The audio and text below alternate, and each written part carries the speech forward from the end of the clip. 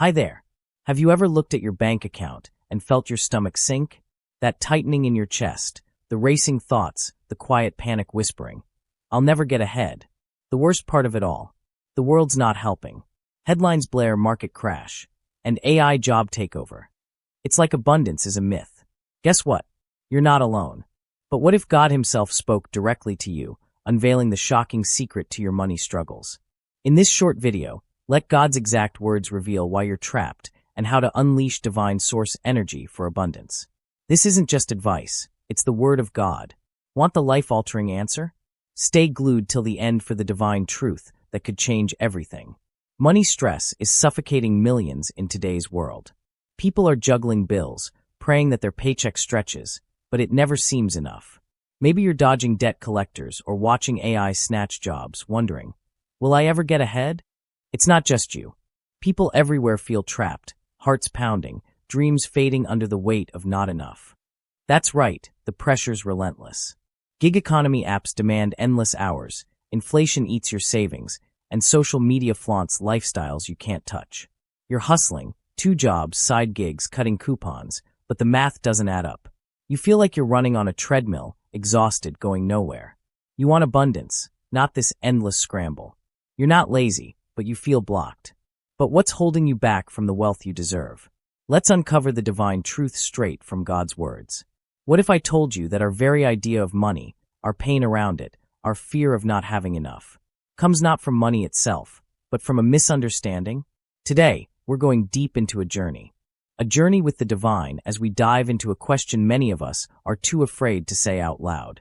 Why can't I ever seem to attract enough money in my life? What is blocking me from realizing my full potential regarding money? You feel like an invisible chain is holding back your dreams. You crave freedom, a life where bills don't dictate your mood, where you can save for a trip, gift a friend, or just breathe without panic. This isn't about greed, it's about peace, purpose, and living without that constant financial knot. So, why does money always slip away? What's stopping your divine potential? Are you ready to unravel the truth? Are you ready to discover one of the biggest lies you've been taught since young? If so, then get ready for a shocking answer. That's because we're going to explore these money questions that's been haunting you with a response direct from the source energy. That's right, an answer from God itself. Before we begin, picture waking up to sunlight, no anxiety crushing your chest. You check your account, you smile as you see your money, enough, stable, growing. Your work sets your soul ablaze. Bills arrive, you pay them calmly, knowing more flows in. You're generous, buying lunch for a friend, donating to a cause, trusting the divine source energy. Your life isn't flashy cars or mansions, it's freedom, joy, and peace. You buy a new journal without guilt, plan a weekend getaway, and save for your kids' future. This is no fantasy. It's your divine destiny, straight from God's promise. See yourself in a bustling market, colors vibrant, laughing with vendors, money a tool for good, not a master which you slave for. Feel that lightness, that ease? Good. That's what God envisions for you. An abundant life where fear has no power, so you can express your highest self in the best version of who you are. Ready to make it real? Let's hear God's precise words to these burning questions. Why can't you attract enough money? What's blocking your divine wealth? God speaks directly about this in Conversations with God, an uncommon dialogue, Book 1, and his words are a revelation. Here's what God told Neale when asked about these questions. The problem is lack of understanding of the principles of abundance, together usually with a massive misjudgment about what is good and what is evil. Let that sink in. You've been taught that money is bad, filthy, the root of evil. Yet you see yourself as good, spiritual, pure. God exposes the flaw of the human misconception about money as he responds to Neale. Your money thoughts are wrong thoughts. Remember, thoughts are creative. So if you think money is bad, yet think yourself good, well, you can see the conflict. This conflict is your block. See, you might love teaching, healing, or creating, but feel guilty charging for it, as if money taints your goodness. Think about it. Society praises teachers but pays them pennies, while celebrities rake in millions. You've internalized this. Valuing good work means accepting less money, as if wealth and virtue can't coexist. This is the lie you learned young, reinforced by every movie villain flashing cash, every sermon warning against greed. God then told Neale that this kind of mindset is a dangerous trap. God then proceeds to say this about money and the human mind. Part of you rejects it, and part of you resents not having it. Now the universe doesn't know what to do about that, because the universe has received two different thoughts from you. That's right. We've been sending mixed signals to the divine source energy, and it's not good. God pinpoints it like this. You don't have a clear focus. You're not really sure what's true for you. God went on and revealed another layer, a deeper lie that we've been feeding ourselves. You have one more root thought about money, by the way, which I've yet to mention. That there's not enough. In fact, you have this root thought about just about everything. There's not enough money, there's not enough time, there's not enough love, there's not enough food, water, compassion in the world. Whatever there is that's good, there is just not enough. This race consciousness of not enoughness creates and recreates the world as you see it. This scarcity belief is poison, and the world we live in fuels it. Advertisements scream, "Buy now." News warns of shortages, and you're stuck thinking lack is reality. God says it's not. Your thoughts are creating your reality in your world, and right now, they're chaining you to struggle. As God declares, You are what you think you are. It's a vicious circle when the thought is a negative one. You've got to find a way to break out of the circle. So much of your present experience is based on your previous thought. Thought leads to experience, which leads to thought, which leads to experience.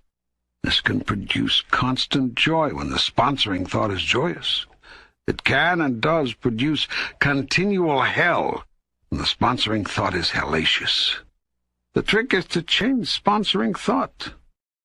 so how can we shatter these blocks and claim your divine abundance? God's exact words light the way. Now, there's only one way to change all that. You have to change your thought about it. But our money beliefs are deep, built over the years. How do we even begin to shift them? God unveils the common process of how our reality is shaped through our creation. The usual method of creation for most human beings is a 3-step process involving thought, word, and deed or action. First comes thought, the formative idea, the initial concept. Then comes the word. Most thoughts ultimately form themselves into words, which are often then written or spoken. This gives added energy to the thought, pushing it out into the world, where it can be noticed by others. Finally, in some cases, words are put into action, and you have what you call a result. A physical world manifestation of what all started with a thought.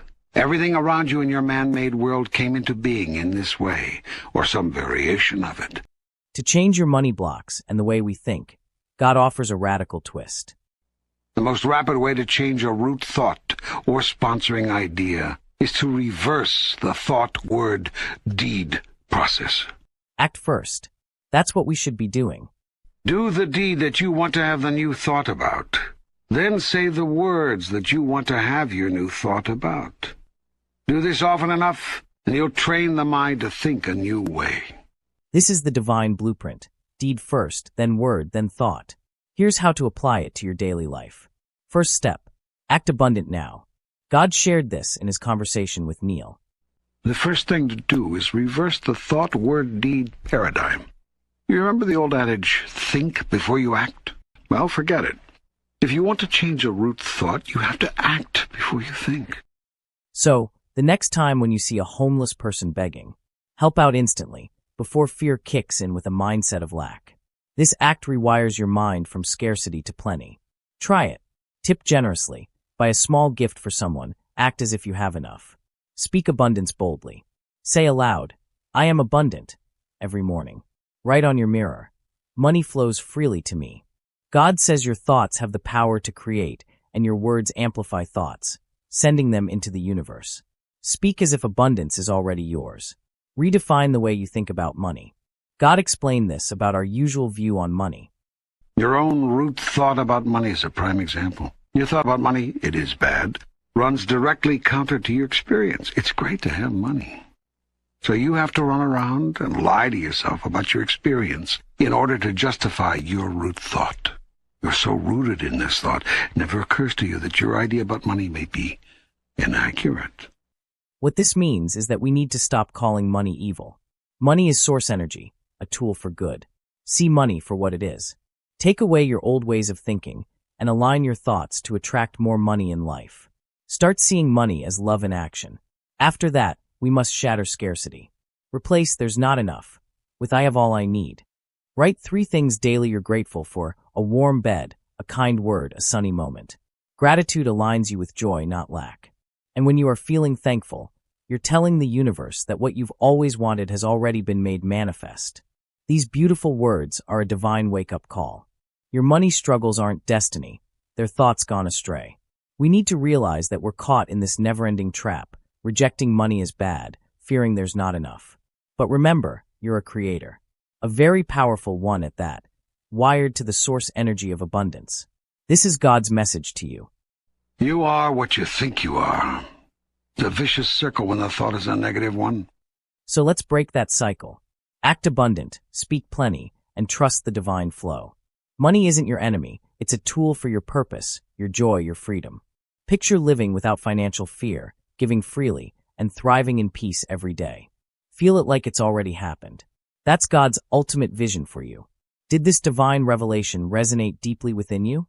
Have you gained a new understanding of the root causes of financial struggle and the path toward true abundance? If so, you've just heard God's little whisper.